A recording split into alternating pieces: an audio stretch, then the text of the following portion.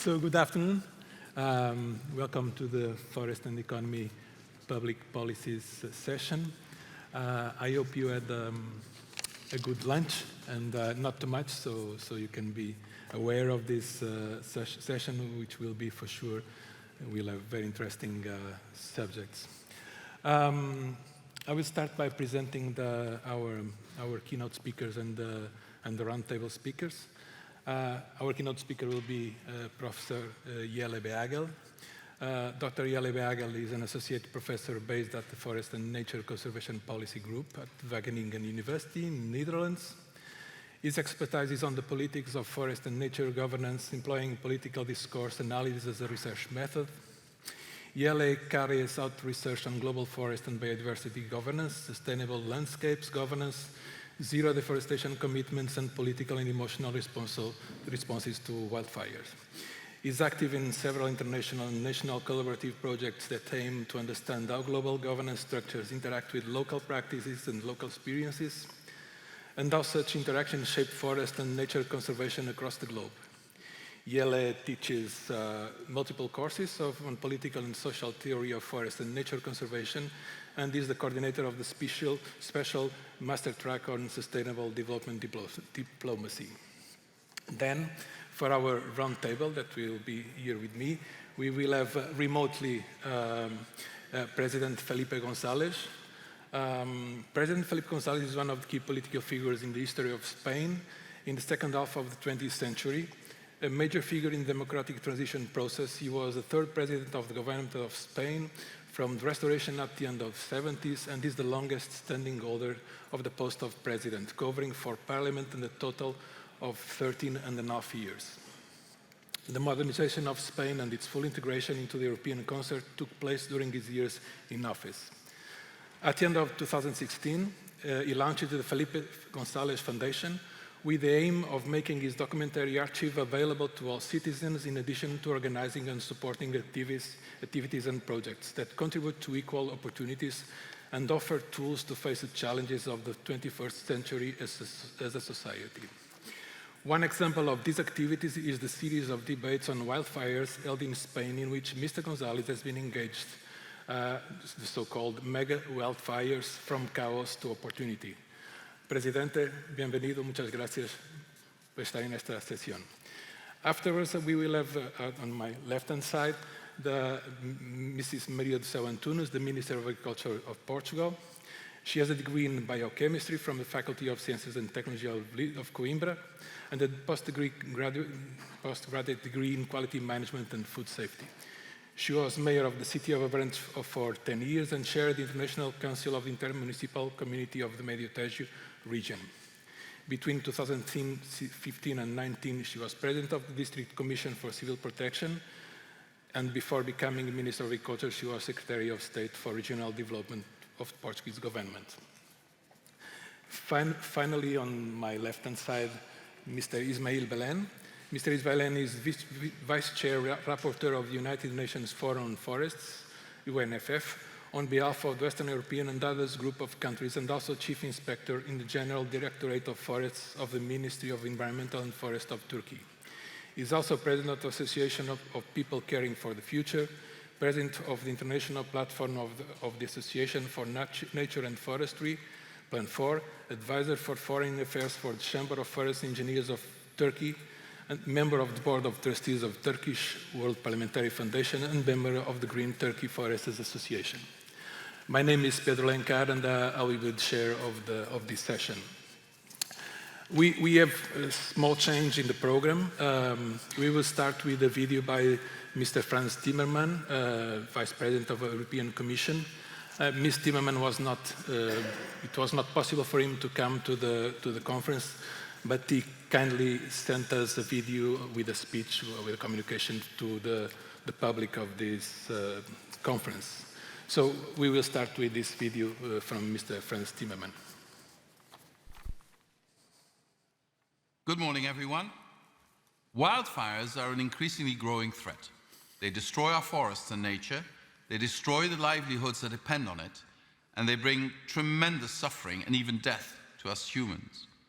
Their impact is steadily increasing as well. In the past couple of years, many regions in Europe and across the world have seen extreme fire episodes. Last year, the EU suffered the second worst wildfire year in nearly 25 years. Only 2017 was worse. There were 2,700 wildfires of more than 30 hectares in size, and at just 1 year, nearly 790,000 hectares of land were destroyed by fire. The link with the climate crisis is undeniable. Long periods of excessive drought and heat create the perfect conditions for wildfires. Already, the idea of a wildfire season is no longer something foreign to the European Union, and wildfires are starting earlier every year. As climate change progresses, more and more areas will become exposed to the risk of wildfires, which is why wildfires risks will feature prominently in the European Climate Risk Assessment, which we expect to publish in the spring of next year. But more frequent and intense wildfires are not only a consequence of climate change. They actually make it worse by releasing even more carbon dioxide into the atmosphere. In other words, wildfires and climate change reinforce each other, and biodiversity loss makes it all worse. If we let this development continue, wildfires will threaten the European forest economy and the vital ecosystem services forests provide: clean air, drinking water, etc. But wildfires will also threaten our climate targets, especially carbon removals through land sink. So we have to do what we can to prevent extreme wildfires and make sure we can scale up our response. That all starts with preparation. Under the new EU forest strategy, we aim to create more fire-resilient forests that can recover quickly when disaster does strike. We know that more biodiverse forests are more humid and more resilient to fires, but also to other climate change-induced threats forests face. This is also why the EU nature restoration law is so crucial. The law is the bedrock of the Green Deal's nature pillar and currently under negotiations by the co-legislators. Now, nature restoration does not equal nature protection or new protected areas. It simply means enhancing biodiversity in all ecosystems and making these ecosystems more resilient, including to wildfires.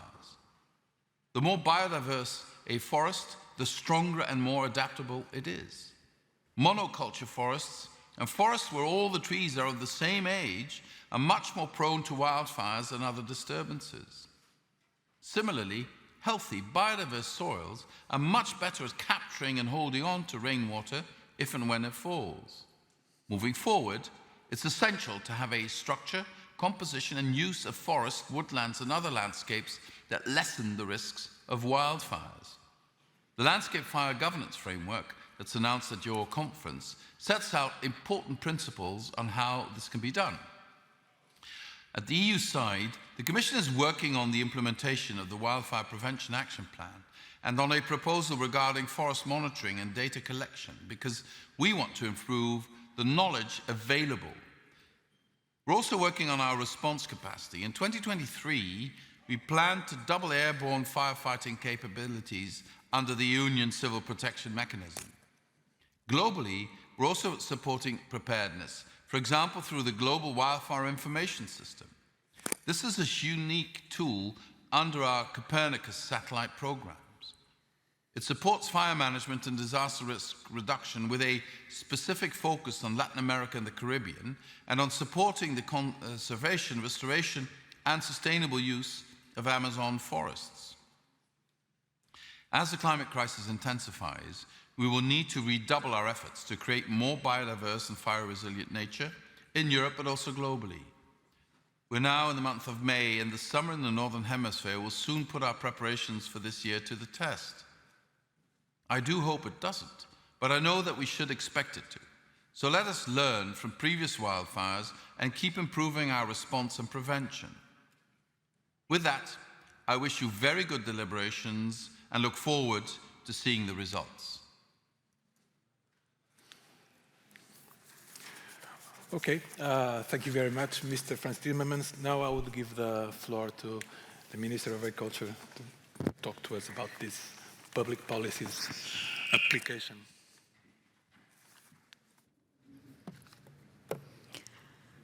Bom, então, boa tarde a todas e a todos. Good afternoon. It's a pleasure for me to participate here at this discussion. I speak now in Portuguese. Bom, eu gostava de começar, em primeiro lugar, por felicitar esta organização e todos os participantes que, ao longo destes dias, discutem uma matéria que é tão importante para Portugal, mas que é uma matéria muito global, porque no mundo globalizado e onde as alterações climáticas são claramente também de ação global, estamos todos convocados a fazer uma discussão, uma partilha verdadeiramente daquilo que é a experiência de cada um de nós para construirmos modelos onde cada vez mais nós possamos ter condições para garantir a sustentabilidade e a viabilidade dos nossos territórios. Bom, quando olhamos para aquilo que diz respeito à construção do contexto nacional, nós percebemos claramente que quando olhamos para a agricultura e para a floresta, nós olhamos para quase metade do nosso território que está em superfície agrícola utilizável. Desta superfície agrícola utilizada ou utilizável, apenas 17% está em sistemas de regadio e os 80% outros estão em regime extensivo e em regime, essencialmente, de sequeiro. Quando olhamos para isto mesmo, nós percebemos que os desafios são grandes. Por um lado, porque neste contexto marcado claramente pelas alterações climáticas, onde a falta de água no solo, a falta de chuva constante e quando cai em grandes quantidades, faz com que hoje nós tenhamos problemas sérios do ponto de vista da gestão e da valorização de todos os espaços rurais. Nós em Portugal, ao longo de décadas, fomos assistindo ao abandono da atividade agrícola e florestal, em detrimento da concentração em áreas urbanas e em outras atividades, e claramente isso levou a um modelo que todos nós hoje queremos contrariar, com o abandono dos nossos territórios mais rurais, e que com isso nós percebemos claramente que esse despovoamento também está ligado à falta de atividade agrícola, e depois sentimos, quando olhamos todos os anos para o verão, quando as temperaturas são mais altas, a quantidade de incêndios que infelizmente afetam os nossos territórios. E por isso, em boa hora, nós, aquilo que nos propusemos fazer enquanto Governo foi criar um programa nacional de ação, depois consubstanciado em planos muito concretos, que têm essencialmente em vista a prevenção. E a prevenção passa pela valorização dos espaços rurais, passa pelo cuidado desses mesmos espaços rurais, passa por modificar comportamentos e por gerir melhor o risco. É disto que estamos a falar quando falamos claramente dos programas que estamos a implementar. E se nós olhamos para o contexto mundial, percebemos claramente que a nossa atuação individual e coletiva tem que estar alinhada com os objetivos de desenvolvimento sustentável. Por outro lado, aquilo que é o objetivo macro deste programa é de criar emprego, de criar riqueza nestes territórios, fixando as pessoas verdadeiramente, e por isso aquilo que é a nossa aposta é numa gestão ativa do território. Esta gestão ativa tem que ser multinível, tem que ir desde o cidadão até às suas juntas de freguesia, às suas câmaras municipais, às administrações regionais e ao governo da nação, e tem que ser claramente interdisciplinar. E daí, também numa iniciativa como esta, a área governativa da agricultura e alimentação poder estar presente. Porque todos nós temos bem consciência de que a gestão ativa do território é determinante para a sustentabilidade desses mesmos territórios. Ontem, no sul do país, nós tivemos a oportunidade de celebrar o Dia do Agricultor, onde o tema era claramente o território e a competitividade. Nós precisamos garantir que a agricultura e a floresta e as suas atividades conexas têm que gerar rendimento, porque estamos a falar, em primeiro lugar, de economia, e com um setor mais resiliente, mais capaz de gerar riqueza, nós vamos ter claramente uma maior capacidade, também do ponto de vista ambiental, de ter melhores resultados. E, portanto, é nesta dualidade e neste equilíbrio que nós temos que ser capazes de gerir a política pública para podermos servir as pessoas, porque a sustentabilidade, dizem os livros, dizem os cânones, que se faz em 3 dimensões: a dimensão económica, a dimensão ambiental e, em primeiro lugar, a dimensão social, porque é para servir as pessoas que nós temos que trabalhar em conjunto.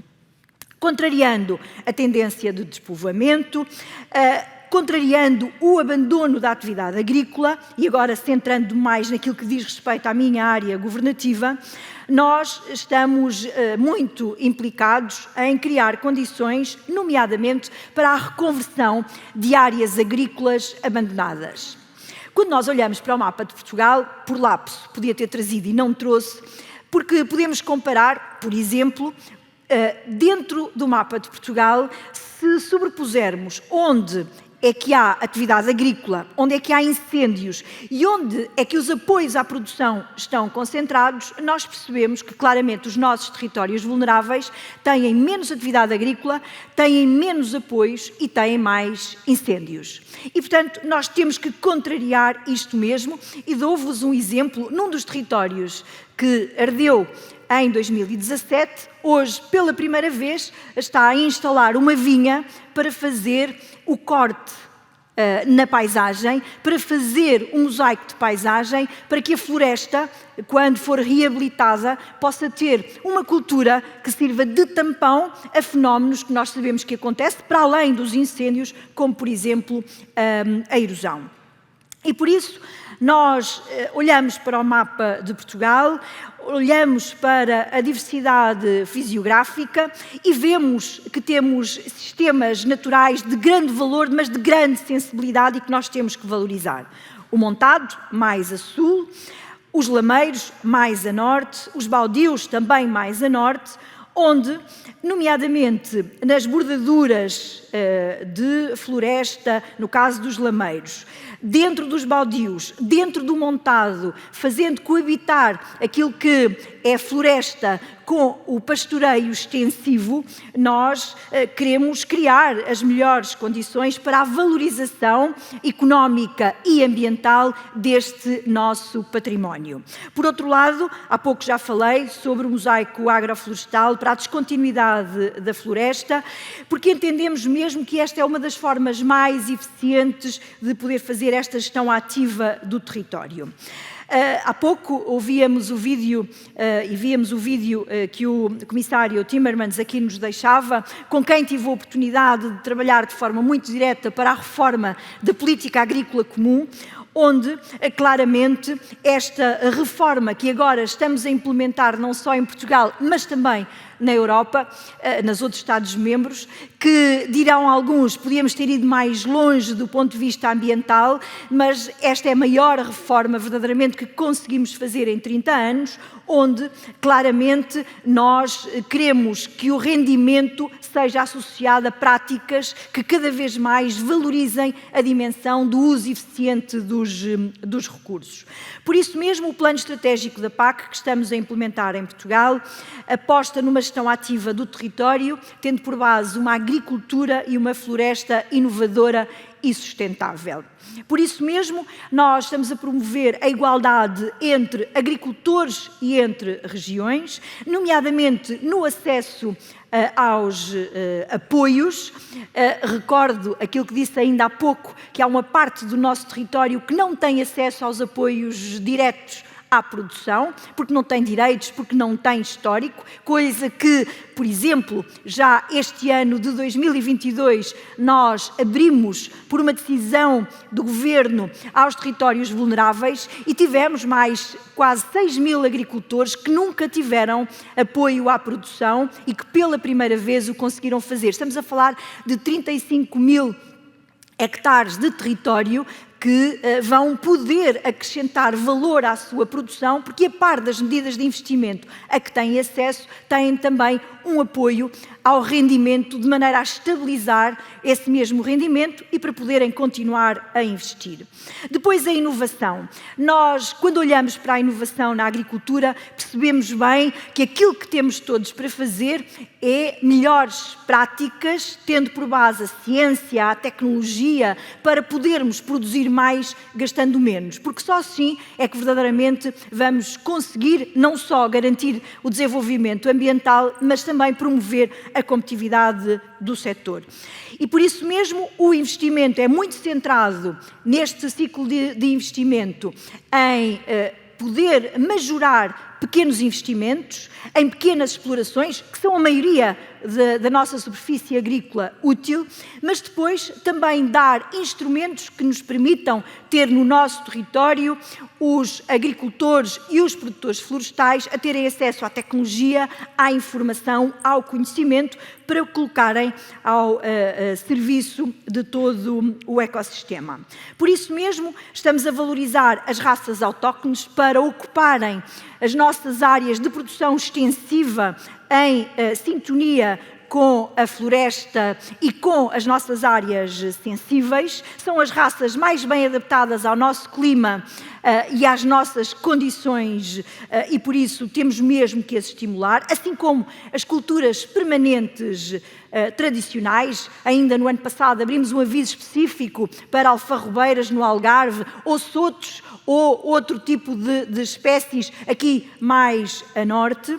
Queremos valorizar muito o mosaico e outros sistemas agroflorestais e, não menos importante, porque se queremos nos territórios mais rurais e mais difícil de manter uma atividade produtiva sustentável, económica e ambientalmente, tendo por base a agricultura e a floresta, nós sabemos bem que temos que ligar isso também à produção ou a transformação a partir daí, ou seja, aquilo que são as atividades económicas conexas, que passam pelo turismo, o enoturismo, a transformação para comercialização, seja em circuito curto, comércio de proximidade, ou seja, para aumentar as exportações onde nós somos capazes de produzir em grande quantidade alguns dos bens de consumo.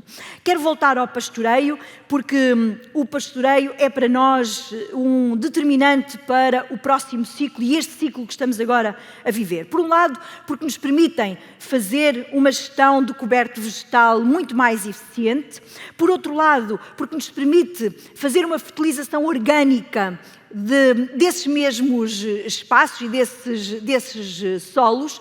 Sabemos que uma agricultura regenerativa é muito importante nestas circunstâncias, até porque esta própria agricultura vai nos permitir reter mais água no solo e ter menos necessidade de água para regar ou para ajudar mesmo nos sistemas de sequeiro.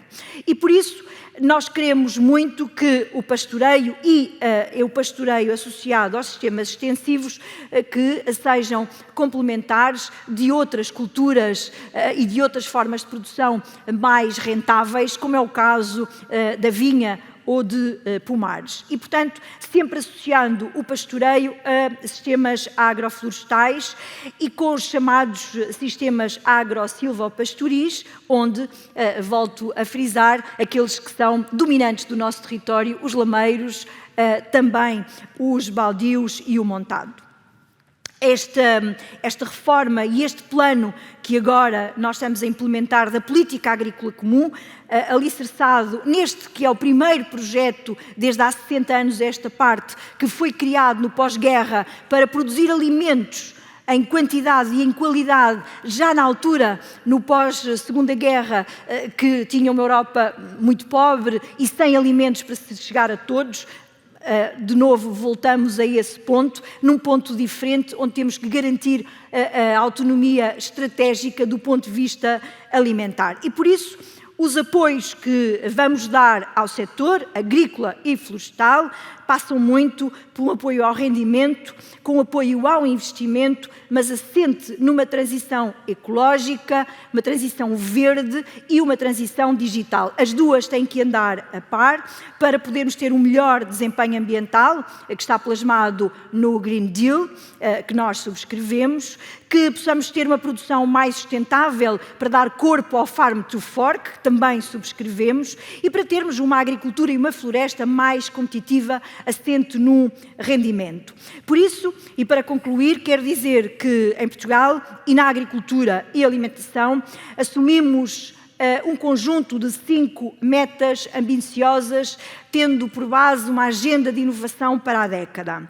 Nós queremos, com base nisto e muito mais, mas tentei-me cingir aqui no mote para a discussão, que 80% dos novos jovens agricultores se venham a fixar no interior do país. E por isso temos taxas de bonificação dos investimentos que vierem a ser feitos que são maiores nestes territórios.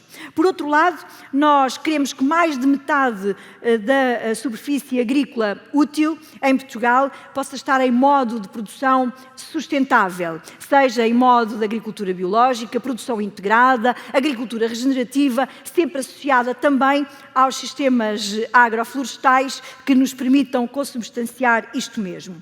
Depois queremos que o rendimento possa, aliás, e a produção alimentar possa crescer cerca de 15% e que com isso nós possamos incentivar os nossos concidadãos a aderirem à dieta mediterrânica e esperamos em 2030 ter mais 20% de adesão à dieta mediterrânica e, por outro lado, sabendo bem e voltando ao domínio da investigação, da inovação, da transição digital e climática, nós sabemos bem que temos que aumentar os nossos recursos para fazer face a este desafio. E por isso, a nossa meta, o nosso objetivo é aumentar em 60% os apoios ao investimento associado à investigação e ao desenvolvimento que estamos precisamente a fazer já, tendo por base as agendas mobilizadoras que advêm do Plano de Recuperação e Resiliência. Era isto que tinha para partilhar com todos vós neste momento e estarei depois disponível para continuarmos no momento de debate. Muito obrigada.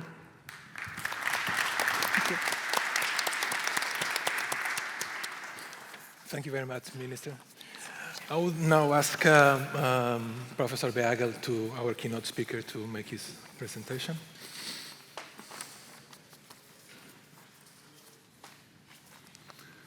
Thank you very much. Thank you, GIF and the Republic of Portugal for inviting me here. I'm very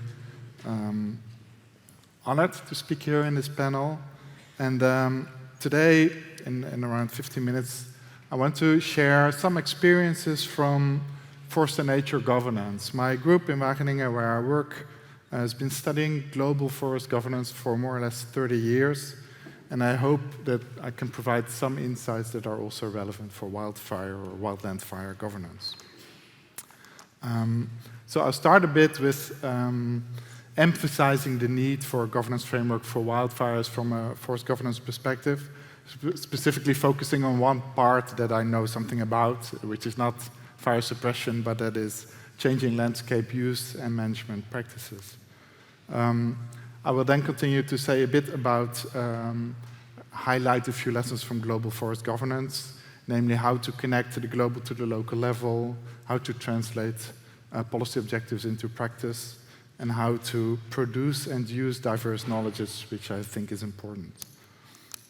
And finally, I'll have a few ideas of looking ahead or suggestions, perhaps. So wildfires are increasingly, as we would say in political science, in the focus of high politics.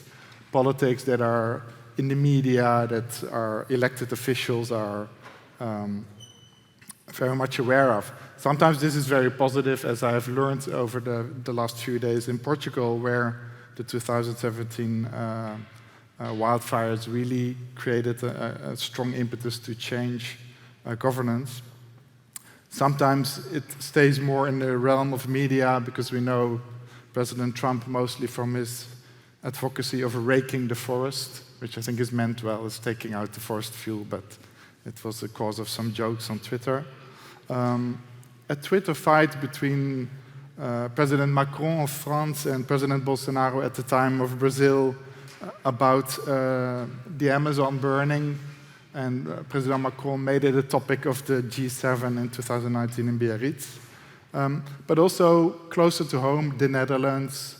This picture on the bottom right is from Sweden, where also we are increasingly faced with the possibility and the actuality of forest fires. This helicopter, I think, is close to Stockholm, where we don't expect it that much. Going from politics to governance, I think there are three important points to raise, and that is that when an issue becomes political, we require governance to change those political calls and demands into action. To do that, you need to find trade-offs and negotiate different societal values and interests. And for forests, this has been an issue since the beginning, I would say, of forest policy. Because such visions and strategies need to be translated into policy instruments that actually translate those objectives into practice, and they require the support from active science policy interfaces. Globally, in Europe, but also outside of Europe, there are a lot of different values and interests attached to forest. In the north of Europe, there's a lot focused on timber production and kind of the economic value of timber, but also recreation, and more recently, CO2 sequestration to combat climate change. But there are also other values. Important values are biodiversity, leaving dead woods in the forest, which I know many people here are a bit more biased against, but for biodiversity is a wonderful idea, and agroforestry. So other ways and other values that are connected to forests, but that all come together in one forest, and one forest that needs to address those values.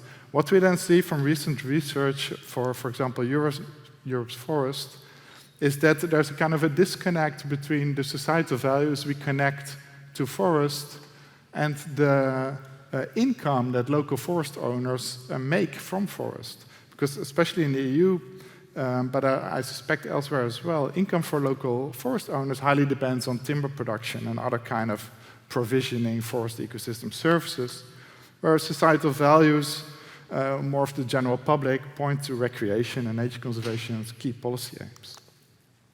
To balance such things, and now to include also fire resilience, requires negotiating such trade-offs. And I think that's something that needs to be done together with stakeholders and in multi-level fora, of course. Translating policy to practice then requires thinking about what policy instruments you use to do that.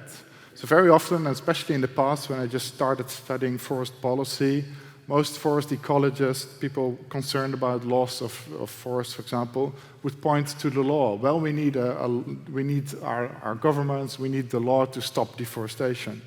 Well, yes, legal instruments are quite important, but there are many other instruments that are also important that can also change landscape use and land use management practices. These include markets, for example, through certification mechanisms.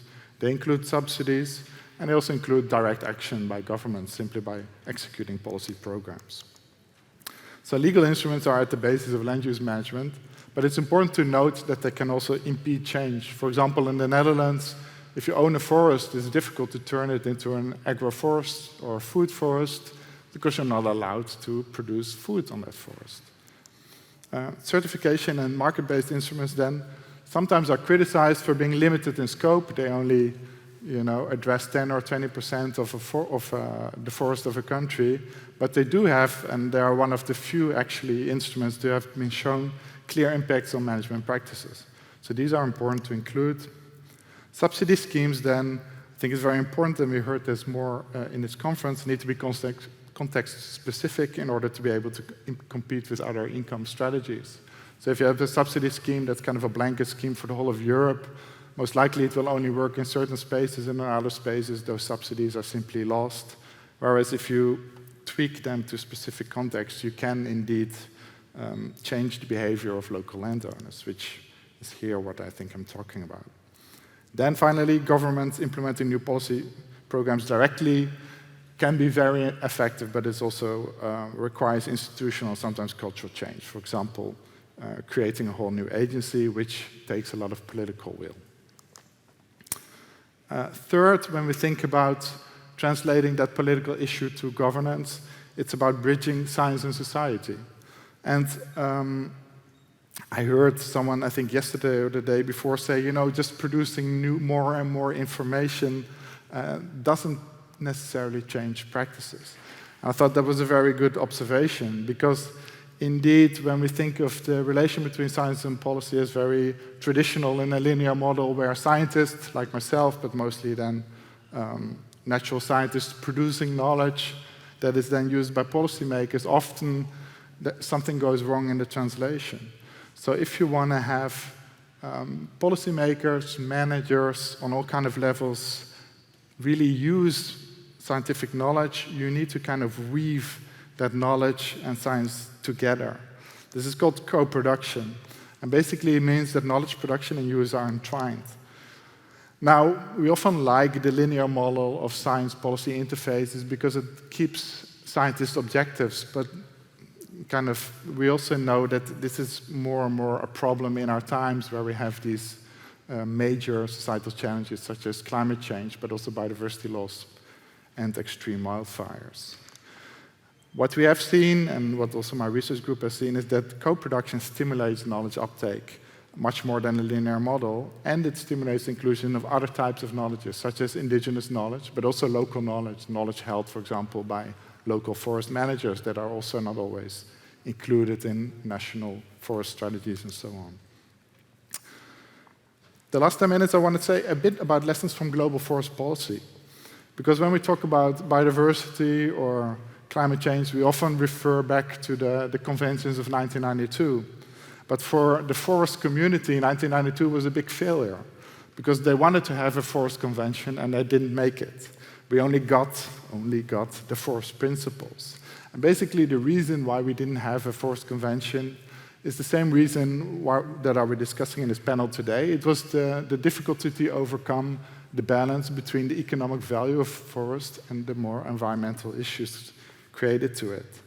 However, the last 20 or 25 years or so, we've also seen that not having a global convention doesn't mean we don't have a global policy regime. Actually, we do for forest.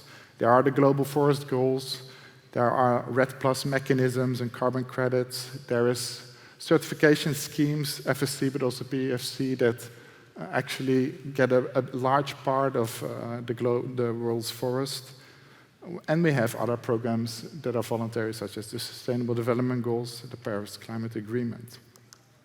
So what we see there is that such global initiatives that are perhaps not a convention and that are voluntary, nevertheless steer local practice through markets, FSC, PEFC, carbon credits, but also more recently criteria for financial investors to invest in environmentally friendly practices, and global norms that simply have a normative power to change the practices of companies, communities, individuals, and so on.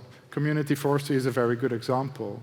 A colleague of mine, Bas Arts, did a study on community forestry around the world, and he found that almost half of the world's forests are under one type or another sustainable forest management or community forestry regime. So even though these are not legally mandatory norms, they have a large influence on how we globally manage our forest. More recent is, of course, the zero deforestation discourse that is embraced by many companies and so on. What we've learned in global forest policy about changing practices is a bit more difficult.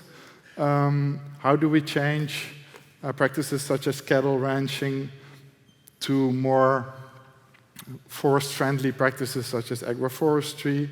Or how do we change traditional European forestry that focuses a lot on spruce, and a speaker in the OECD panel from Austria referenced this, which creates kind of fire-vulnerable landscapes, to more multifunctional and diverse forests that are more resilient to climate change, but also to fire. This is more difficult. I think two examples are good to show how it's nonetheless possible. The Slaughtering the Amazon campaign by Greenpeace in 2009 really emphasized how beef companies in Brazil were causing deforestation. And rather than it being a sad story, that's actually a success story, because that campaign led to companies, legislators, and NGOs to come together and to agree on stopping deforestation. So when we think, for example, about deforestation in the Amazon, it's sometimes thought as a tragedy that's unavoidable. But actually, if you look at the satellite data between 2009 and 2015, there was almost no deforestation in that area because of such a deal. So if you combine different policy instruments and different, you can really change your practice, whether it is deforestation or whether it is having fire-vulnerable landscapes, I would argue. Cultures and values are more difficult to change. The picture on the bottom is from the Bayerischer Wald in Germany, where after a bark beetle attack, they decided to do nothing, not to replant forests, but to simply let it regrow. That was very hard to do for that Bayerischer government, and they only managed to do it because of a strong political will. But the surrounding communities were very skeptical about it, because that was not the culture of forest management in Germany. Finally, when we talk about lessons from global forest governance, and then I'll move on to looking ahead, it's the production and use of relevant knowledge. So in forest governance, increasingly we've gotten to a multitude of different types of knowledges. Satellite data, trade data, as you can see on the left from Trace, which is a company that connects trade data to satellite data. Co-produced maps of indigenous territories, which is in the middle, and a territory in Acre, a community that was produced between Embrapa, the Agricultural Research Agency of Brazil, and a local community. And in Wageningen, where I work, we have a dendrometer network where we, for example, see how do trees grow under drought, and we have that network for 20, 25 years as well. Such scientific knowledge is very powerful, but I argue it needs to co-production and kind of the input of civil society, stakeholders, and other users to support policy impact. So increasing remote sensing abilities have led to more options for transparency and accountability. For example, on deforestation, and a good example is what an NGO called Mighty Earth does. They create rapid response reports to see deforestation, and then immediately connect that to the practices of a company and to a pension fund that invests in the company and so on. The bottom image is from a case study area of a PhD of mine in Suriname, where she, together with local communities, used local knowledge and participation to write a management plan that can be kind of carried out by everyone. And they used to, for example, burn and smoke local mangrove forests to smoke fish, and they changed those practices by engaging with the local communities and simply finding alternative traditional practices to do that. So then finally, my last 3 slides, looking ahead for wildfire governance, I want to think a bit, and I think to look ahead, how can we kind of find cross-linkages between global forest governance and a more specific wildfire governance? Well, the first one is kind of obvious, and we also heard Frans Timmermans speak about this, and that is to leverage the attention for restoration to rebuild, I think, fire-resilient landscapes. We are in the UN Decade on Restoration. The recently adopted Kunming-Montreal UN Global Biodiversity Framework, Target 2 is effective restoration of 30% of degraded lands. And hopefully, because my own minister in the Netherlands is leading the resistance, still hopefully we hope to have a new EU nature restoration law. I think here it's very, very important to realize that indeed, also as Frans Timmermans said, nature restoration doesn't need to mean that we only produce old-growth forest where nothing can happen. Nature restoration is simply increasing biodiversity values, and that, I think, can go hand in hand with wildfire resilience.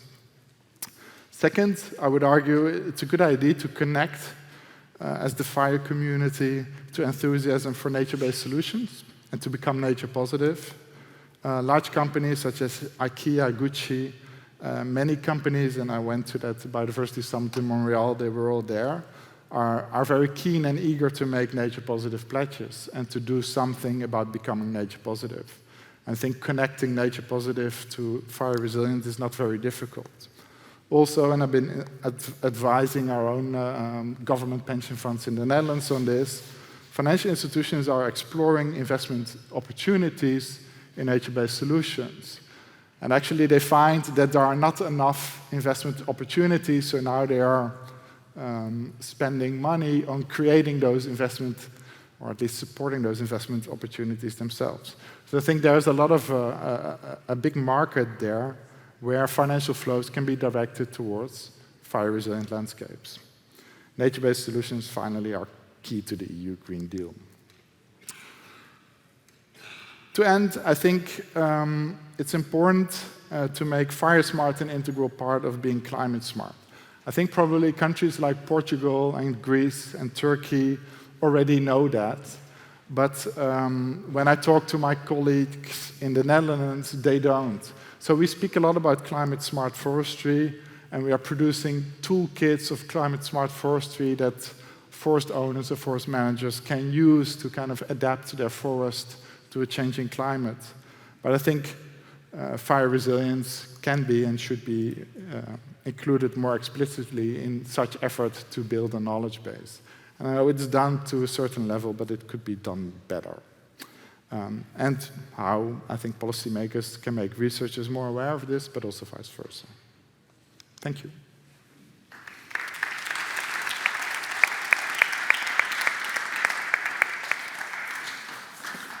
Thank you very much, Professor Beagel. I think now we have very good information to start the discussion. I would then start by Mr. Felipe González, and building on Professor Beagel's presentation, Jelle told us about, gave us an overview of global forest governance, forest and biodiversity governance, and this could be translated into this global wildfire governance framework and the discussion in this conference. I mean, the concepts could be translated to this global wildfire governance framework. As I understand this, the idea of having this framework is to use it as an umbrella for the definition of public policies at country level, which will be then deployed at local level. And I think this is really the big challenge, is to make this scale down of the application of policies. With your experience, Mr. González, what would be the challenges of translating this global policy into local realities? Muchas gracias. Primero por la invitación, felicitar al anfitrión y a los organizadores de Naciones Unidas. Me parece que es uno de los desafíos con el problema de los recursos hídricos más importantes que enfrentamos. En mi experiencia ha sido por la edad ya larga. Estuve muchos años gobernando, pero también fui joven, créanme. Y cuando era un adolescente, un niño, oía decir a las personas que tenían entonces la edad que tengo ahora, 80 años, que los fuegos se apagaban en invierno, que los incendios no había que esperar a la época de verano o la época calurosa para apagarlos. Por tanto, ya entonces estaban hablando de una gestión preventiva respecto del riesgo de incendio forestal. Esto se nos olvida cada día, y cada día es más frecuente ver que es casi imposible hablar del fenómeno de los incendios forestales, a pesar de que es un fenómeno ya global, fuera de la temporada de incendios. Yo seguí ese razonamiento durante toda mi vida con preocupación por lo que pasaba. Llegué al gobierno y les digo que lo primero que hice con una sociedad que iba abandonando ya el campo y desde luego el monte para ir a la ciudad, a la emigración, etc., lo primero que hice fue organizar, preparar, desarrollar brigadas de bomberos forestales, de gente que se dedicara a combatir el fuego, sobre todo en las épocas donde se suponía y se supone que se produce el mayor número de incendios forestales. Bueno, esto se desarrolló bastante y se desarrolló con bastante éxito. Una de las paradojas que he vivido, primera que quiero destacar, es que cuando más éxito se tenía en la extinción del fuego en una temporada o en 2 temporadas o en 3 temporadas, la amenaza de un gran incendio al 4.º o el 5.º año era mayor. ¿De cómo podría ser esto?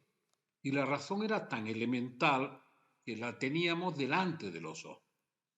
Mientras más éxito había en la lucha contra los fuegos, mientras antes se llegaba a la extinción, más se acumulaba el combustible en la naturaleza y en un momento determinado era tal la cantidad de combustible que cuando se escapaba de las manos, cosa cada vez más frecuente, los incendios eran devastantes. Hemos llegado a una situación que el año pasado en España lo muestra muy bien. Soy de los que sufrí mucho con mis amigos portugueses en 2017 con aquella terrible oleada de incendios y los efectos tremendos que produjo.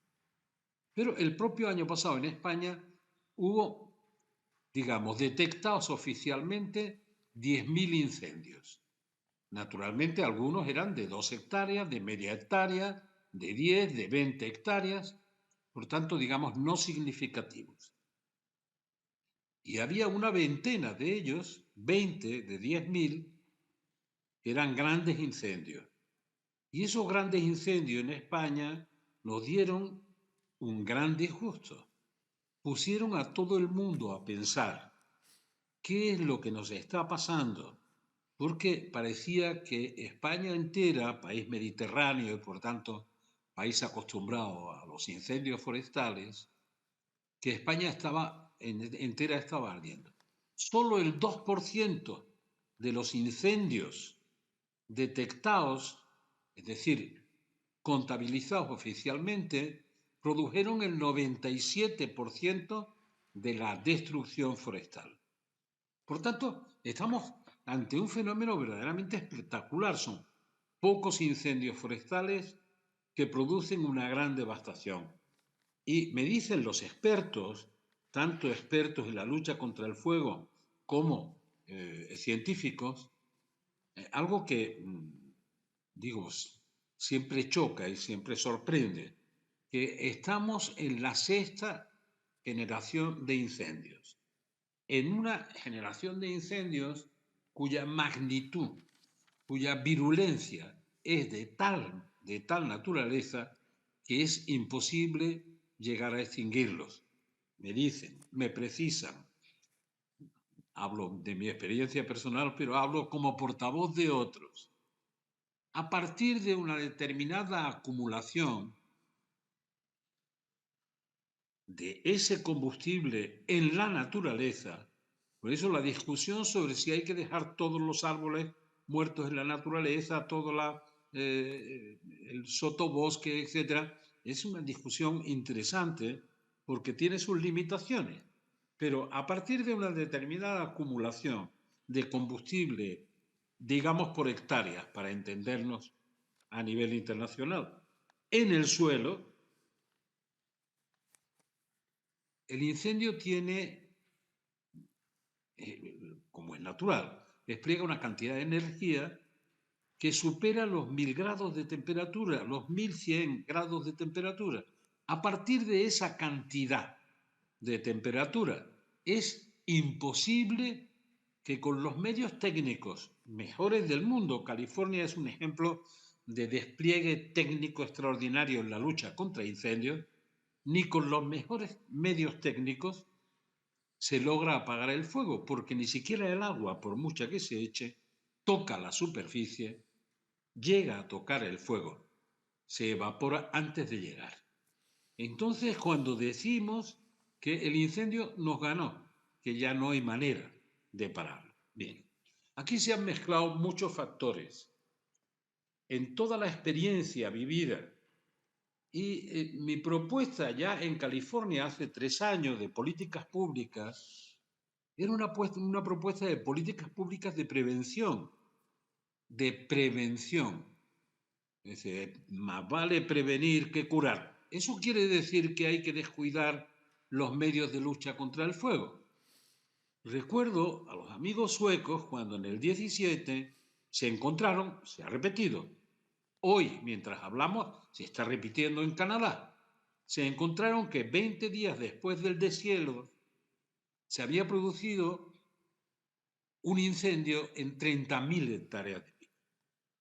Este año en el que estamos hablando hubo un gran incendio en Chile, pero uno que fue superior al de 2017 y que se llevó por delante 600.000 hectáreas, con muchas más muertes que en el 2017, etc. Así comenzamos el año cronológico, el año climatológico, allí empieza, cuando empiece, aquí cuando empieza. Por tanto, el fenómeno de los incendios forestales ya no es un fenómeno mediterráneo, ya no es de una determinada área, ya se produce en Siberia o se produce en cualquier lugar de Australia, se produce en Canadá y se produce en tiempos muy próximos al deshierro. Por lo tanto, la virulencia del cambio es enorme.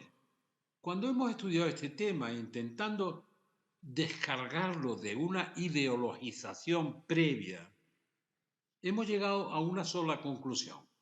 En España, el abandono de las zonas rurales explica una parte de la extensión de la masa forestal, de uno o de otro tipo.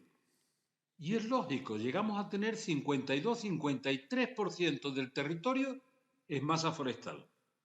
Masa forestal degradada, masa forestal, toda la sustitución natural de lo que antes eran actividades agrarias se ha convertido en masa forestal. Más del 52% del territorio. Vivimos más paradojas que esa.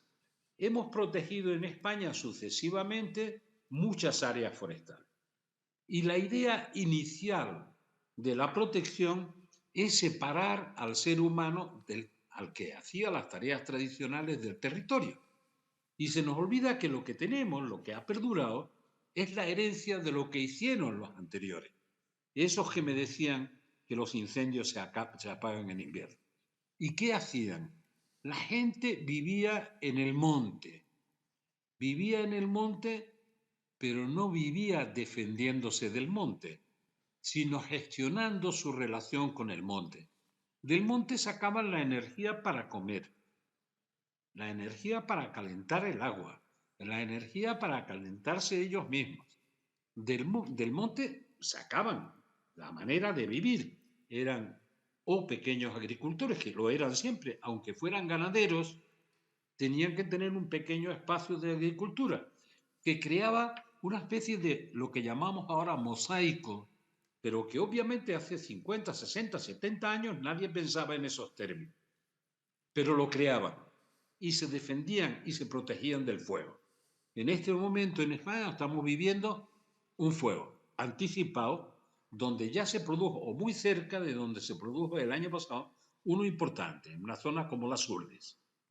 Ya se ha desalojado una aldea, pero es que la gente vivía antes del monte y en el monte.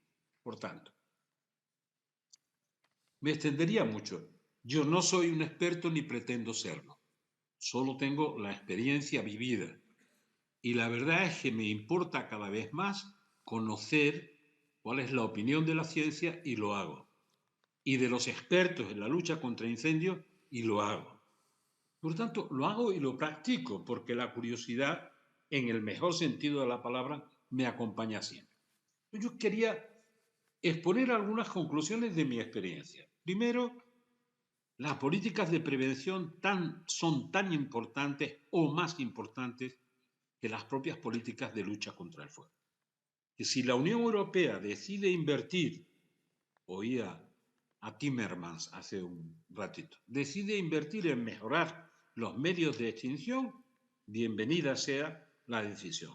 Pero aquí, incluso cuando tenemos muy buenos equipos de extinción, como saben en California, en un momento determinado no es bastante y el fuego nos vence. Por tanto, la otra parte a la que creo que hay que prestar especial atención es la prevención. Y la prevención en la lucha contra el fuego, entre otras cosas, exige una gestión de la masa forestal. Una gestión que tiene el interés de ser, primero, imprescindible para luchar contra el fuego y segundo, aprovechable. Cuando estoy hablando de los residuos que crean esa masa en el suelo, que es una masa que se incendia con facilidad, cuando estoy hablando de ese combustible, no es inútil. Es posible que los presupuestos de los países no sean suficientes para llegar a todo, pero como además las zonas forestales son públicas y privadas, sugiero que aprovechemos ese combustible para crear energía con ellos. Lo aprovechemos como biomasa, porque es sostenible en el tiempo con una buena ordenación del territorio. La ordenación que antes se planteaba en otros términos, ahora se debería plantear en estos términos. Y yo sugiero además que se cuente con la experiencia local, con la experiencia de la gente que ha vivido y vive en el campo. Que se cuente con absoluto respeto, porque esa experiencia nos puede dar un recorrido al que nosotros no llegaremos solos ni metidos en los despachos. Por tanto, hay que contar con el nivel local, con el nivel regional, con el nivel supranacional y con el nivel global. Mientras que estamos hablando, ¿cuántas hectáreas están ardiendo en el mundo? Pregunta número 1. Segundo, mientras que estamos hablando, ¿cuánto CO2 estamos llevando a la atmósfera como consecuencia de los incendios? Yo no me gusta abusar de las cifras, pero las cifras son espectaculares. Luchamos contra las actividades industriales que emiten CO2 y tomamos medidas para compensar, etc., pero no somos capaces de contabilizar seriamente cuánto CO2 se produce cada vez que hay una gran oleada de incendios. Puede que este año seco, muy seco, sea un año de menos incendios. Puede ser, pero no solo porque sea seco o húmedo. Las primaveras húmedas, con veranos inmediatamente muy secos, han creado tanto combustible que pueden ser más peligrosas que las primaveras secas y los veranos secos. Por tanto, tenemos que observar la realidad de la naturaleza de manera distinta a la que uno razonablemente podría acceder o concluir. Yo les diré que los árboles, al menos en mi experiencia vital ya larga, las plantas hace ya mucho tiempo que están notando el cambio climático, que están notando por estrés lo que significa 1 grado más de temperatura. ¿Cuánta humedad disminuye 1 grado más de temperatura? Por tanto, la naturaleza hace muchos años que nos advierte. Y no es fácil inventar una masa forestal nueva, no es fácil definirla como resiliente sin que la hayamos visto sobrevivir en el territorio. Por tanto, yo diría, las políticas públicas de prevención son tan importantes o más hoy en día que las políticas de lucha contra incendios. Esa es la primera de las conclusiones. Segundo, no solo creo que hay que gestionar el paisaje, sino contar con los paisanos para que ese paisaje no nos sea extraño ni fruto de un estudio lejano, sino de una realidad inmediata. Por tanto, hay que contar con lo local, con lo regional, con lo supranacional. Por eso esto me parece una buena iniciativa, pero sobre todo hoy querría insistir, prevenir antes que curar. Eso no significa que no tengamos medios para luchar contra el fuego, significa que tenemos que prevenir para evitar que los incendios forestales nos ganen la partida, como se la ganaron a Portugal en el 2017, como se la han ganado a España en el año anterior, y ver que los incendios hoy día ya no son de un solo territorio, por eso puede llegar a Suecia por el norte, a Siberia, a Canadá o a cualquier sitio, son un fenómeno global y un fenómeno que se desarrolla a una velocidad mayor de la que estamos en condiciones de calcular para reaccionar.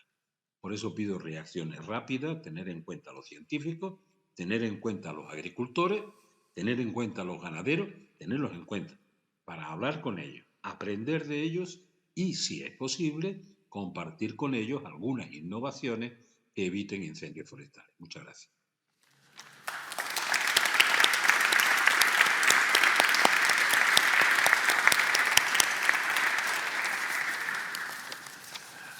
Thank you very much, Mr. Felipe González, for your insightful talk. I think I'm not young, and since for a long time I've been listening to this debate between prevention and fighting. Fighting has been winning all the time, and although having slowly more prevention is growing the investment in prevention, but it's a difficult fight. What we're talking here today is that we need to change. We talk about changing landscapes, changing behaviors, changing cultures. And what I would like to leave to the panel after the presentation of Ismail is this: how can public policies, in a very practical way, promote these changes? Because what looks like is that the ideas are there, the knowledge is there, but we don't succeed to bring this to scale it up. I mean, there are good examples. There are places where things go faster, others slower, but I would say that in all cases they are going too slow. I mean, and with everything that is happening now, we need more speed. So I would like to ask you then, after the presentation of Ismail, I would ask you a very fast, if you can summarize, because we are running out of time, and I would like still to have some time for the questions from the public. Thank you, Chair. Dear colleagues, dear friends, it is my pleasure to be here in front of your distinguished guest. Very briefly, I am Ismail Belan from Turkey, a forest engineer by training. Recently, I am working as the Vice Chair of United Nations Forum on Forest, based in New York, in the United Nations building. And I am also working for the government of Turkey as Chief Inspector and advisor to the Chamber of Forest Engineers. Before, I worked several positions as forest engineers. Here in this panel, we are discussing the issue forest and economy. So I will try to share with you some facts and figures. We can say that very easily, there can be no healthy economy on unhealthy planet. This is very clear. This is very obvious. And on the other hand, if there is no economic value, there is no ecology, and conservation is not possible. So we have to find a balance between two issues. If I give you a clear information, we can say that the world gross domestic product, GDP, is almost 90 trillion US dollars.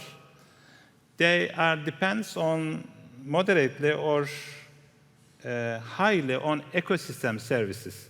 This is very important, and some of them are provided by the forest. 1/3 of the global population relies on wood and other traditional uses, fuels for household cooking.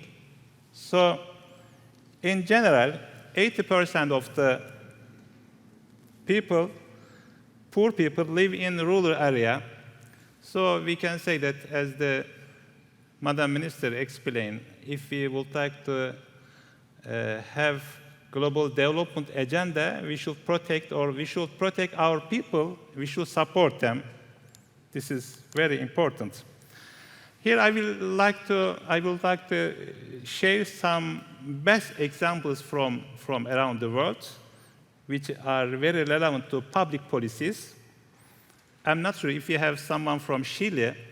As we know very well, Chile, after very good and very long afforestation policy, now Chile has almost 7 billion exports of wood and wood material. And this number is very important, that annual harvesting of almost 850 million cubic meters from a total 3 million hectare area. This number is really encouraging for all foresters. Very recent information example from Saudi Arabia. In the year of 2022, the Kingdom of Saudi Arabia pledged to restore land and plant 50 billion trees and increase its vegetation cover by 12 times. This is another very good example. From Turkey's side, I have one good example, one bad example. Thanks to honey forests, which started to be established by the General Directorate of Forests. Here we have some representatives from that organization. Young people and women also turned to beekeeping beside the men. This is a very good example. And the bad example about public policy. In Turkey, in general, we have around 10,000 hectares of forest land is damaged by forest fires per year. However, in 1946, a total of almost 200,000 hectares of forest burned in 1 year. It was very exceptional because in that year, all the forests are nationalized, and people rejected this legislation. So we had the biggest number of forest fires. In Turkey now, we have almost 100,000 hectares forest area designated for just beekeeping and honey production. So we believe that connection with the local people, as His Excellency Felipe Gonzalez expressed, is very important. So the slogan could be "No leave behind in forestry." In Turkish experience, we have headquartered in Ankara at the ministry level, and we have regional directorates all around Turkey, and we have sub-regional directorates, and we have forest management units, which allows to reach all the people from Turkish side. So this is another good example from our experiences. As I said, I'm a forest engineer, and I know that from my expertise, from my technical level, wood-based products, which we use in many fields, such as construction, furniture, and paper, guarantee the health of forests. So forests and trees become more resistant to the fire and other threats when wood-based products are produced in accordance with forestry techniques and silviculture methodologies. This is very important, and I believe that, I know that from my more than 30-year experience, accumulation of biomass in forests are very dangerous for forest fires. And I'm happy to share that We have some very good examples from US Forest Service. I know we have a lot of colleagues from US Forest Service. They decided to maintain forest area by harvesting, by maintaining many area, if you compare the previous implementation. And I strongly support this idea. And another example from public policy, as we know very well, the European Parliament, here we have the minister responsible for that kind of implementation. The European Parliament adopted very new legislation to fight global deforestation. Of course, this legislation will strongly affect all forest products, especially from Asia-Pacific land. Last week, I was in New York, and we had very strong discussion with some countries from Asia-Pacific region, and they told that this legislation should have been discussed more closely with them. So some of them said that they are not ready to follow this legislation. So if we are thinking no one behind, no leave behind, so this is very important, very supportive, but very important to discuss with all partners. We believe that the future of the world will be the future of environment. So nature-based solutions are very critical for economical investments. State of the Finance for Nature report of UNEP says that annual investments in nature-based solutions will have to triple by 2030 and increase fourfold by 2050. This is another example for economic issues. And state and trends of carbon pricing. Carbon pricing is very important, another important issue for forestry. Last year, in 2021, higher carbon prices resulted in a record 84 billion of global carbon pricing revenue, around 60% higher than 1 year before. So, as the foresters, we should find different economic policy to support our activities. I would like to mention another issue about landscape fire governance framework, which we are discussing here. With over 300 million hectares burned annually, landscape fires are causing more severe impacts on populations and ecosystems. So, in my capacity as the Vice Chair and Reporter of the United Nations Forum on Forests, I fully support landscape fire governance framework, which is drafted by our colleagues from this area. My congratulations to all. And I kindly invite the International Liaison Committee of the International Wildland Fire Conference to actively participate in the UNFF process, which the next session will be in New York from 6 to 10 May 2024. So if anyone interested to this issue, I'm at your service to raise. Fire management, of course, needs system administration. I share this information for you. If I give you an example from Turkish side, of course, we need a lot of workers, vehicles, helicopters. So you see some examples from our side. Sorry. And forest fire is very sensitive issue for all public, all the part of nations. So we have to plant, replant just after fire. You see some example. And as a last picture from Turkish side, reducing the number of fires as much as possible extinguishing the fires in the fastest and most economical way, rehabilitating the environment, forests and people after the fire, and finding appropriate financing for all these are among the basic duties of the public. So,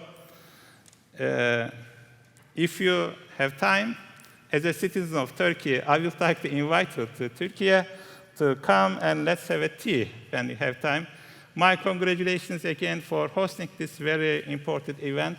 And my thanks for all technical workers, technical colleagues. Thank you so much, Chair.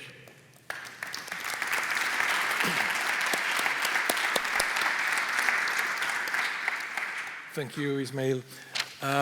We are running out of time. We have now 10 minutes. I have here a couple of questions from the public, and I think quite interesting, and I think they bring in for the discussion. I would start by this one to President Gonzalez. How to help politicians to develop public policies more informed by science and of long-term results? I mean, I think this is a very, very important question. Is this can we transfer the knowledge into the day-to-day, to the reality of day-to-day life? Presidente González.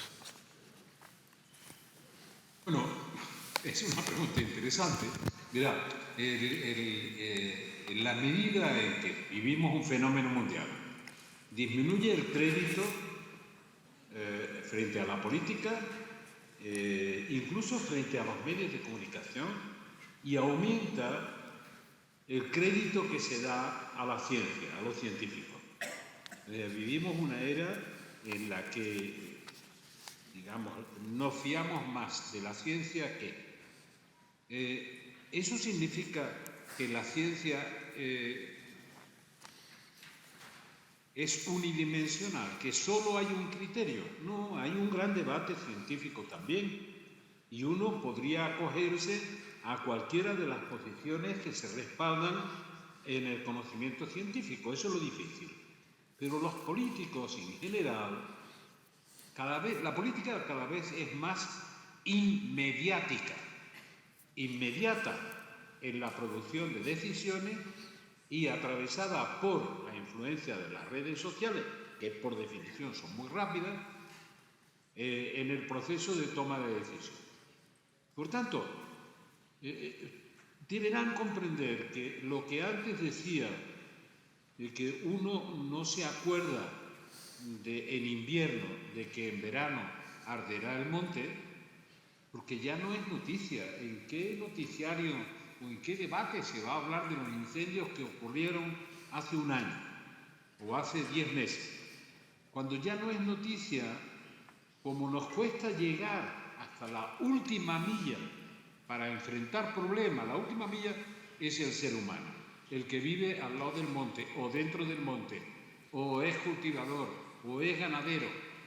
Esa es la última milla, pero la última milla uno puede tener un gran proyecto que no tiene en cuenta esa última milla. Si no la tiene en cuenta, no sigue. Tiene que tener en cuenta la aportación científica, debe tenerla en cuenta. Yo realmente cuando hablo me fío, contrastándolo entre ellos, me fío de los informes que recibo y de los debates que tengo con gente que científicamente está muy probada, la que me llevó a la conclusión de que lo que unía, digamos, las oleadas de incendios en un país como Bolivia y en un país como España o como Portugal o como quieran, no era que se abandonaba el territorio o la agricultura, porque eso no ocurría allí. Por tanto, no eran razones directamente socioeconómicas. La razón fundamental era el aumento de la temperatura, vale decir, el cambio climático. Entonces, como yo no quería discutir por el cambio climático, porque crea posiciones previas, discutía lo que estaba pasando en un sitio y en otro, y al final llegábamos a una conclusión. Por tanto, creo que los políticos tienen que dar cada vez más importancia a la ciencia, sabiendo que la ciencia tampoco es unívoca, hay opiniones. Muchas gracias. Thank you very much. Yale, looking at this from the science point of view, do you want to have a contribute on this? Well, I'm a social scientist, so I have to be a bit careful there.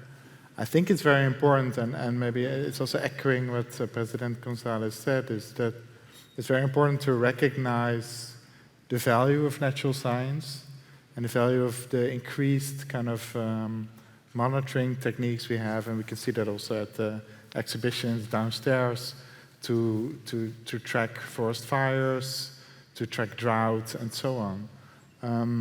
But just as important is to use local knowledge and the knowledge of local communities to manage forest. Because if those forests are not managed, there's a lot of, again, scientific publications that show, for example, forest certification, FSC managed forest, are much more fire resilient than our protected reserves or natural forest. Not even because fire resilience is an explicit element of forest certification, but simply because those forests are managed and used and there's a sense of ownership. So I think that ownership by local communities is just as important as having good scientific and actual scientific knowledge. And I think it speaks to a bigger point that I try to make, is that if you only focus on one solution, it will not be the solution. So if you only focus on like making sure the subsidies are okay, or that we have the right regulation in place, or that we have the science and expertise right, I think that's not enough, especially given the extra pressure that climate change puts on landscapes. But this combination of different policy instruments, different knowledges, ownership by both a national government and the local community, that can really make a difference, and we see many examples of that around the world. Yeah. Thank you. I would then pass to another two questions in one. Yo estoy básicamente de acuerdo con lo que dice. Les iba a poner un ejemplo y casi me resisto a ponerlo porque está de moda, no en el buen sentido. Yo siempre estuve, digamos, ligado a Doñana, el Parque Nacional de Doñana, mucho antes no de estar en el gobierno, de que pensara siquiera estar en política. Por tanto, yo viajaba y lo veía allí. Quiero decirles, es muy fácil de entender, no solo yo, sino algunos de los grandes expertos en humedales, aprendí más de los guardas de Doñana, de las personas que hacían guardería durante 10, 12, 15 generaciones, de lo que nadie puede imaginar. Pero también los expertos aprendían de ellos. Los que veían la evolución desde hace 2 siglos, 3 siglos, de lo que iba pasando en Doñana. ¿Cómo no tener en cuenta eso? Si no se tiene en cuenta eso, la posibilidad de cometer un error no reversible es mucho mayor. Bueno, yo creo que hay que aprender de eso también. Hay que aprender de un contraste, de un debate científico serio, intentando eludir los prejuicios, de tal manera que uno se pueda acercar a la realidad que vive la gente, que vive en las comunidades locales. Yo les comentaría 1000 cosas que he visto, no solo aquí, las he visto en América Latina, las he visto en Europa. ¿Cómo no asustarse de lo que pasa en este momento en Canadá? ¿Cómo uno puede pensar que haya una transición tan rápida entre un invierno crudo y durísimo, que puede ocurrir con muchas veces, y unos días después o una semana después, incendios que parecen inimaginables? Bueno, esto es, yo creo que lo que hay que profundizar seriamente. Por eso yo hablo de las políticas preventivas. Prevenir, prevenir, prevenir. Nunca van a desaparecer los incendios. Nunca. Forman parte de nuestra vida, de la naturaleza, etc. Cuando se piensa en hacer bosques resilientes, bueno, no se puede improvisar. Aquí la naturaleza, aquí me refiero a España, la naturaleza nos da bosques resilientes que deberíamos cuidar. O sea, aquí tenemos ecosistemas fantásticos. Y algunos que no son propios de aquí, pero que llevan ya instalados durante mucho tiempo, también hay que intentar analisarlos e respetarlos. Bom, eu gostava de acrescentar qualquer coisa a esta discussão que me parece muito importante. Aliás, parece mesmo o ponto ótimo para quase terminarmos esta nossa reflexão desta tarde. As políticas, do meu ponto de vista, de curto prazo, que nós temos que implementar, têm que ser sempre perspectivadas numa perspectiva, passa a redundância, imediatista e de médio e longo prazo. E claramente, eu concordo com o que disse, que nós temos que olhar para a ciência e há aqui um dado, que são os dados, e a ciência dos dados, que hoje nos permitem planear, nos permitem gerir, antecipar, e parece-me que é essencial, até porque vamos registando ao longo de muito tempo dados, informação, e temos que pegar nesse conhecimento, e através da ciência dos dados, para trabalhar e pôr ao serviço da política pública. E há aqui uma dimensão que eu não posso deixar de partilhar convosco. Nós temos mesmo que planear, nós temos mesmo que desenhar e temos que estabelecer metas e objetivos que sejam executáveis, que sejam concretizáveis, e temos que estabelecer formas de monitorizar, de acompanhar e de realizar verdadeiramente. Porque, infelizmente, aquilo que também vimos sentindo ao longo das décadas, dos anos, é que definimos objetivos, traçamos o caminho, mas depois não somos capazes de acompanhar e se há um problema voltamos sempre atrás e começamos sempre do zero. E, portanto, a planificação é absolutamente determinante, mas sempre perspectivando a construção de um caminho que seja monitorizável e que seja avaliado. Nós precisamos de políticas públicas que sejam avaliadas a todo o tempo e que tenham a ciência por detrás daquilo que estamos a construir. Yes, we have here this is a long talk because, of course, and forest is long term, and as Mr. Gonzalez was talking, politicians today are faced on this mediatization. So, to the very short time, always pressed by the short time, how can we succeed to achieve this balance? I mean, we all know that we need to plan, we need to make follow-up of the results and make, let's say, feedback of the results to understand if you are going okay or not. But how can we match this need to keep long time policies for a long time? I mean, how can we achieve that? Bom, a dificuldade é essa mesma, é não perder o foco e mesmo quando algumas metas e alguns objetivos não são conseguidos e quando há fatores exógenos que nos apontam para outras, nós temos a capacidade de interiorizar. É claro que há aqui uma questão, e quando falamos em concreto da floresta e da sua gestão, eu quase que tendia a falar de quase que um pacto de regime. Nós temos mesmo que envolver todos os atores territoriais, todos os atores políticos na construção de uma política que seja sólida e que a financiemos, porque é absolutamente determinante que possamos financiar a política pública, que seja incentivo à atividade privada, porque quando nós falamos, por exemplo, no caso de Portugal, onde é preciso não só organizar a floresta, aliás, há um conjunto de instrumentos que temos à nossa disposição neste momento, o emparcelar para ordenar, o EBUPI para podermos fazer o registro simplificado do cadastro, entre outros programas que não, de certeza que já estiveram a discutir durante estes fóruns, mas nós precisamos mesmo dar este suporte e dar a estabilidade ao setor agrícola e florestal, porque estas medidas não passam a ser rentáveis imediatamente, demoram o seu tempo. E quando falamos, por exemplo, numa floresta de conservação, nós percebemos claramente que essa floresta de conservação dificilmente tem o retorno económico que investe nela.